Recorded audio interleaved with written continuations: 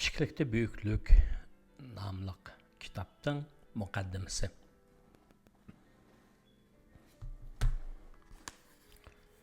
Muqaddima.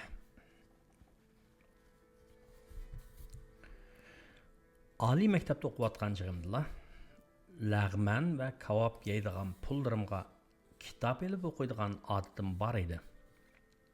Shu chog'larda o'qiyman degan niyatda setib olgan ba'zi kitoblarimni varaqlab beqishga ulgurmayla Amerikaga o'qishga ketib qoldim.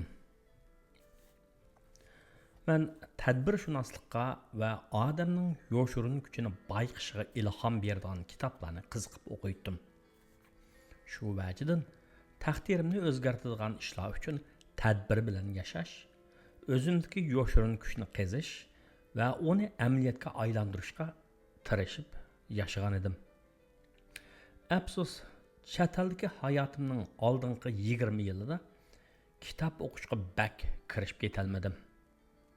Buni turmushning halakchiligi meni oldiga selvag'in uchun shundoq bo'ldi degandan ko'ra, orzularimning chechilib, irodamning suslashib, nishonimning g'uvolishib qolgandan shundoq bo'ldi desam, muvofiq bo'ladi. Shundaqdimi, darslik kitoblarimning sirtida anda-sanda kitoblarni o'qib turdim. Ben bu kitaplarning ichida Nancy Walter ismli Amerikalik professor ayol menga hadiya qilgan Idealar qomusi degan kitobni pat-pat varaqlab turaman.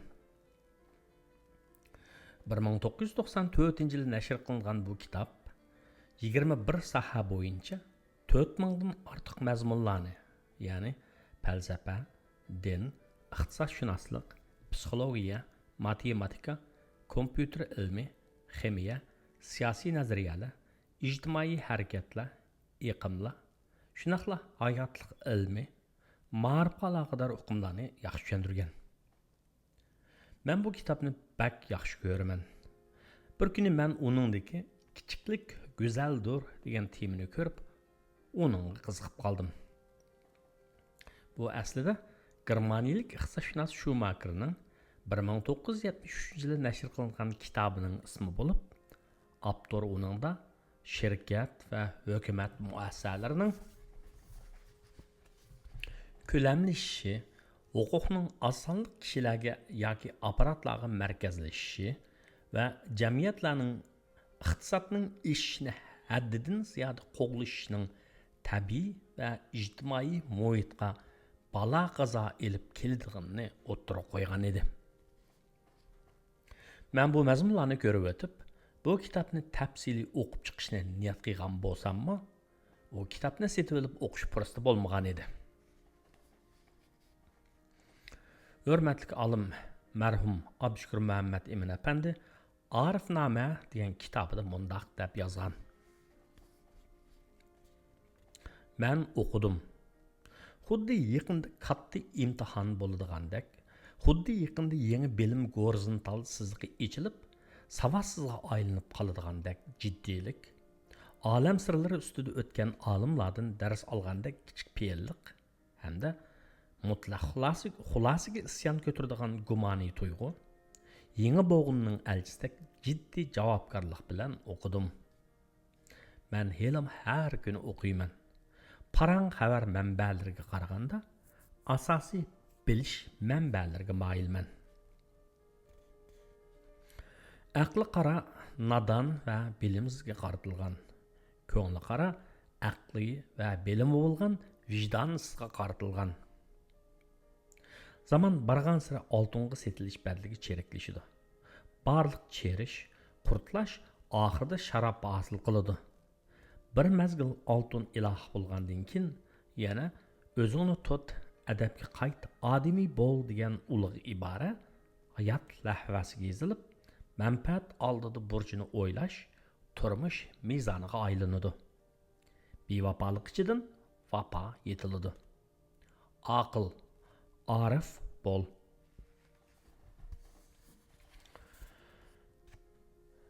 Men olimning bu kitobini o'qib chiqqandan keyin o'zimning kechirmishlarini aslab shuncha uzun yil o'qigan bo'lsam-mu, ariflik olamiga qadam olganimga texi bir necha yil bo'lganini bayqab cho'chib ketdim. O'zimni tunib yetishim uchun kitob o'qish, izlanish, yozalg'inimcha yezish va iqtisod kasb bo'yicha tadqiqotga sho'ng'ish men uchun aytganda ariflik hayotga qadam besish hisoblanadi. Shundoq bo'lganlikdan men fursat bo'lsa to'xtamay kitob o'qiyman, tafakkur qilaman va izlanaman.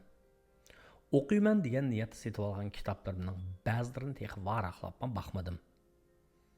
Xudo buyursa hammasini yaxshi o'qib chiqqanman.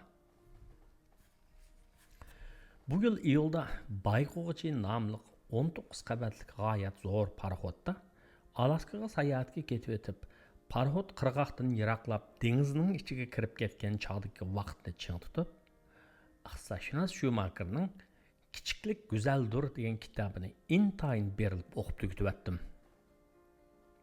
Kitob buningdan yarim asrdan ko'proq vaqt ilgari yozilgan bo'lib, avtor ayni chog'dagi dunyoning ketayotgan yo'linishini nihoyat yaxshi kuzatgan. Uning ba'zi qiyoslari kunimizda reallikqa aylanib bo'ldi. Men yana Abdushukur Muhammad Emin apandining o'tgan asrning 90-yillarida yozilgan asarlaridanmi hozirgi reallikning ayni tasvirini ko'rdim va bu marhum donolarga bo'lgan qoyilligim oshdi. Ko'rganingizdek, mazkur kitobning ismi Kichiklikda buyuklik. Bir qitimliq to'g'ri yig'inida bu kitobni yozayotganimdan xabar bo'lgan hamshirimizning kursantlarga bu kitobning ismini Kichiklikdan buyuklikka deb tonishtirishga diqqat qilib qoldim va darhol tuzitish berdim. Chunki kichiklikdan buyuklikka degan so'z bilan kichiklikda buyuklik degan bu ikki so'zning o'rtasida farq bor.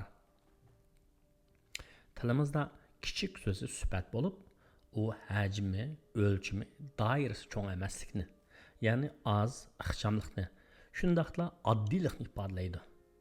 Albatta uning salbiyroq ta'sir beradigan ma'nolari bor. Masalan, "Tex kichik ekansan, qani senga aql" degandek. Shunaq ekan o'qirman shaylarning kichiklikdan zo'rayib buyuk bo'lishini tushungulik, ammo kichiklikda qandaqmi buyuk bo'lsin degan o'yga kelib qilishi mumkin. Dunyodagi nurg'un masalalar kishilarning, shirkatlarning va davlatlarning haddidan ziyoda cho'ng narsalarni, hashamatli hayotni, uzluksiz o'rlaydigan foydani va yangi zamin ham tabiiy boylikni qo'llashdan kelib chiqadigan bo'lib, bu haqda men oldimizdagi mazmunda tafsilroq to'xtalaman. Tarixda buning misollar ko'p. Kunimizdagi jidal va qabohatlarning hammasi cho'ngchilikqa bo'lgan herismanlikdan chiqyotidi. Durustlik, mehribonlik va yaxshilikdan, qisqasi insoniylikdan taraydigan go'zallikdir. Hech kim o'zini azganni yaxshi ko'rmaydi.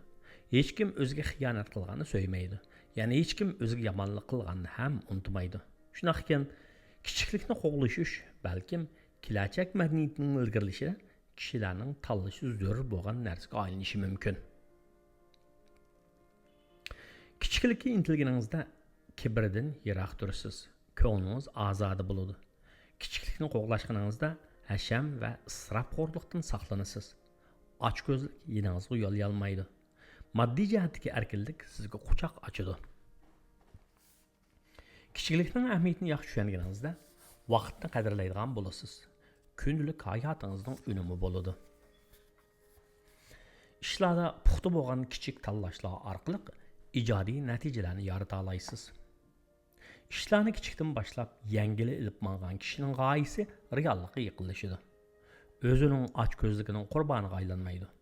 Shu sababdan uning hayoti huzur ichida davomlashadi.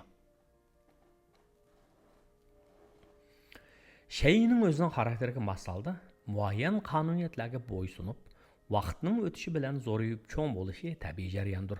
Masalan, odam onasidan tug'ilib vaqtliq, o'smirlik va yoshlik mazgillarini boshdan kechiradi. Bu bosqichlarning hammasi kichiklikdan zo'rayish, cho'ng bo'lish jarayonidir. Yangidan eglik tiklagan birisining dastlabda mablag' to'plash, xaridor tepish, bozor ishdan boshlab oxirida pul muomala bozorida paylarini bozorga solg'udek holga kelishimi, Daloning shirkatining kichiklikdan buyuk aylanish jarayonidir.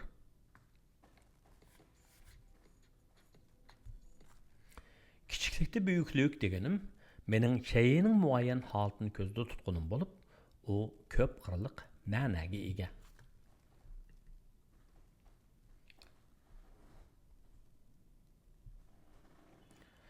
Men bu haqdagi o'y fikrimni mushundaq kitobni yozib chiqish orqali o'ttirib qo'yishni o'chib ketmaydigan iz, chechilib ketmaydigan g'o'sul deb qaradim.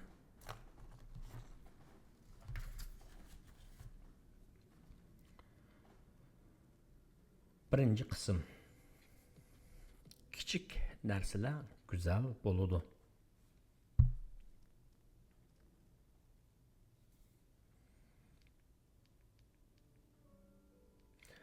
Olti mingdek yo'lovchini ilib mangan Bayquvchi markali g'oyat zo'r paraxod okeanning ichiga sho'ng'igan chog'da meni bu paraxoddagi har xil o'yin tomoshalar, ko'zing to'yg'ichi yeb ich degandek berilayotgan ajoyib mo'l g'izolarning hech qaysi o'ziga jalb qila olmadi.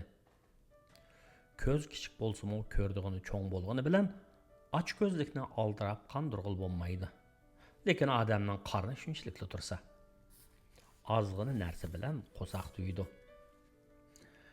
Kashk tomoq uchun dengiz mahsulotlari yemaklarni iste'mol qilib bo'lib, paraxodning 18-qavatidagi piyodalar siziqini bo'ylab yarim soat tez qadam ilib o'tgandan keyin 7-qavatdagi yotqinga qaytib kirib, asli germaniyalik iqtisodshunos Schumacherning buningdan yarim asr ilgari toza dong chiqargan Kichiklik go'zaldir degan kitobini ishtiyoq bilan o'qishni davomlashtirdim. Xuddi bangi qayerga borsa, yanchiqqa muxorkisini silib olgandek, men aeroplan yoki poyezd bilan qayerga safarga chiqsam, somkamga bir emas, bir necha kitob silib olaman. Ba'zida u kitoblarga qarab qo'ymayman. Shundaqmi, har safarda bir necha kitob ilib olaman. Yukni yig'irlatib deb qaqshab qo'ydigan ayolim mening bu odatimga oxirgi kunda hatto safarga chiqqan chig'imda kitob silib olmamsan deydigan holga keldi. İnsaniyat jamiyatining taraqqiyot tarixida to'shug'uchi vositalarning dunyoni shiddat bilan o'zgartirib kelganligi va kelayotganligi haqiqat bo'lib, bularning hammasi bir necha qitimliq sanoat inqilobining yuz berishi sababidan bo'lgan. Tarix qaraydigan bo'lsak, 18-asrning oxirida par mashinasining kashf qilinishi bilan Angliya sanoatlashga qarab yo'l olgan va fan texnikadagi ilgirlashning turtkisida kapitalistik jamiyatga ko'chish tufayli iqtisodiy ko'tarilgan. Bu Angliya podshohligini kuchli dengiz armiya qurib chiqish imkoniyati bilan ta'minlaganligi sababli Angliyaning hamma qit'adagidek mustamlik qurib, kun patmas imperiya deb atalganligi tarixiy paket. Poyezd ko'p miqdordagi yuk, ko'p sondagi odamlarni to'shiydi. Tunji qadimliq poyezd yasilib hozirga qadar 2 asrdan ko'p vaqt o'tdi. Poyezdning sifati har jihatdan o'sdi. Sur'ati tezlashib, sharoiti yaxshilanib, kishilarga qulaylik qilib keldi.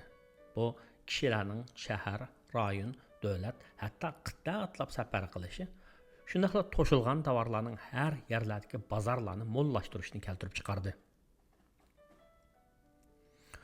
19-asrning oldingi yarmida elektronlik telegraflarning maydonga kelishi va 1876-yili Alexander Graham Bellning Amerikaning Boston shahrida tunji telefonni kashf qilishi, 20-asrning 5-ida simsiz uchur aloqa yetkazishning mumkin bo'lishi va radio televizorning dunyoga kelishi bilan har xil uchurlar okean va qit'atlab tarqatilishga, to'shilishga boshladi.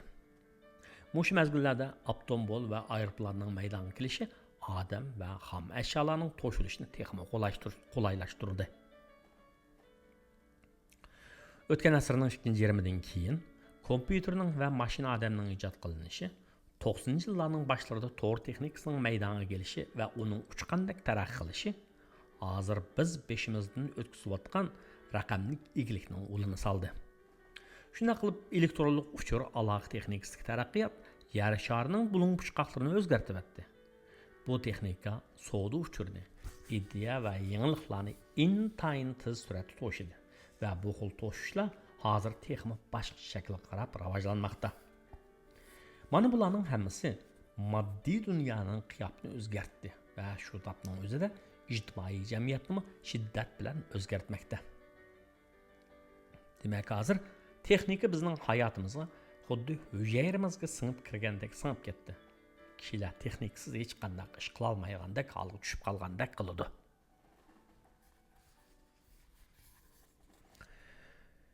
İnsaniyat cəmiyyəti bir neçə qətimlik sanaat inqilabını başdan keçirgəndən keyin texnikinin qurğucu və buzğucu, gülləndirgücü və vəyran qılğıcılıq iki bislik rolu barlıqı diqqət qılğan alimlar və mütəfəkkirlər bu tema üstüdə izlənişə başladı. Bu haqda toxtalğan 20-ci əsrdə yaşayan Germaniyalik dünyavi böyük faylasuf Martin Heidegger texnikinin dünyaya ilib kelayotgan təsiri haqqında fəlsəfi nöqtədən fikir yürgüzgən təsiri güclük mütəfəkkirdir. O o'tgan asrning 50 yillarida texnikning roli haqida to'xtalib, texnikning rivojlanishida turklik rol o'ynagan kuchning muayyan dunyoqarash ekanligini ko'rsatib, bu xil texniklik dunyoqarashni qilib selish deb atagan. Ya'ni dunyoda hal qilishga tegishli nurg'un masalalar bor bo'lib, ularni texnikning vositasi bilan qilib selib, unumli holda hal qilg'ili bo'ladi degan. Zamonaviy texniklar barliq kelishdan burun kishilar an'anaviy texnikani qo'llanib yashab kelgan. Masalan, suv tugmini bilan ochliq tortgan, jonliqlarning taratlarini o'g'it sifatida ishlatib, etizliqlarni qig'dab ziroat tergan. Yana bu xil usulda tabiat bilan moslashgan holda tinch yashagan. Zamonaviy texnika nurg'un ishlarni qulaylashtirgani bilan xuddi bir lukchak badbaxt bir go'zal qizning husnini kislota cheshib buzib o'tgandek tabiatni bulg'ab o'tdi. Masalan, kishilarning turmush saviyasining ko'tarilishi setilish kuchining eshishiga ergishib, ularning hashamatli uy biziminlarga bo'lgan ehtiyojini qondirish uchun uy mulk savdogarlari eg'ir tipli mashinalarni ishlatib, daraxtlarni kesib, terilg'i yerlarni buzib, o'ltiraq rayonga aylantirish orqali tabiiy muhitni buzgan bo'lsa, imtiyozli xususiy shirkatlar va davlat ig'dorchiligidagi cho'ng shirkatlar neft va ko'mir qazish, tabiiy gaz olish uchun tog'larni tesh, yerlarni kovlash va yayloqlarni buzish degandek ekologik muhitga buzg'unchilik ilib kelgan ishlarni qilishdi. Martin Heidegger texnikning muhitni buzib etishi haqida to'xtalgan bo'lsa-mu, ammo uningdan bak anish qilib ketmagan yo'q, texnikning insoniylikni pastlashtirib o'tishdan ansirgan. İnsanların uzun yıllardan beri davamlı kelayotgan yaxshilik, go'zallik va muqaddaslikni tushunib yetish, qadrlash iqtidori va tuyg'usini yo'qotib qo'yishidan ansirgan. Zamonaviy texnikaning xatiridan saqlanish uchun qanday qilish kerak masalasida Heidegger texnikalarni qo'llanmaslik kerak demagan, balki texnikani qo'llanish jihatda ozoda erkin bo'lish kerak degan. Ya'ni u kishilik erkinlikning texnikani rad qilishda emas, balki uni foydali shaklda qo'llanish iqtidorini yetildirish ifodasini tepishini tashabbus qilgan. Faylasuf Martin Heidegger bilan bir davrda yashagan iqtisodshunos Schumacher texnikaning buzg'unchilik roli haqida to'xtalgan bo'lib, u taraqqiy qilgan transport va aloqa sistemasining kishilarni yo'tkilishchanlikka ega qilish bilan birga texniklik taraqqiyotning kishilarni cho'ngchilik cho'qindigan qilib o'tganligini so'zlagan. O'tgan asrning 70-yillarining oxirida Demokratlar partiyasining Amerika prezidenti bo'lib saylangan Jimmy Carter iqtisodshunos Schumacherning ideyasini to'g'ri topgan kishi bo'lib, u Oq saroyda bu iqtisodshunosning sharifiga maxsus ziyofat bergan. Prezident Jimmy Carter vazifasini qilish oldidagi bir qadamlik nutqida Amerika davlatida ishonch krizi yuz berganligini va buning sababini fuqarolarning mamlakat miqyosida moddiylikqa dum tushishdan bo'lgan deb ko'rsatib mundaq degan. Biz ishchanlikdan faxrlanib, oilaga sadoqat bildirib, jamoat bilan ömür o'tadigan, ilohga e'tiqod bog'lab yashaydigan xalq edik. Ammo hozir nurg'unlarimiz o'zimizning nafsiga dum tushib, isrofchilikqa cho'qindigan bo'lib ketyapmiz. İnsanlik qiymatimiz burunqidek nima qilganimiz bilan emas, balki nimalarga ega bo'lishimiz bilan belgilanadigan bo'lib qelyapti. Iqtisodshunos Schumacher insonlar jamiyatining taraqqiyotida, ijtimoiy turmushda, davlatlarning siyosatlarida va dunyoviy masalalarda mantiqli o'lcham bo'lish kerak deb qaragan bo'lib, men uning bu ideyasi aks etgan kichiklik go'zaldir degan kitobidagi ko'lanmasiz, ya'ni hajm ko'lanmasisi degan yozmasini tarjim qildim va o'qirmanlarning astoydil o'qib o'ylanib beqish uchun bu kitobni kirgizdim. Kelar qitim ko'lanmasisi degan o'sha yozmaning inglizcha qismi anlatıldı.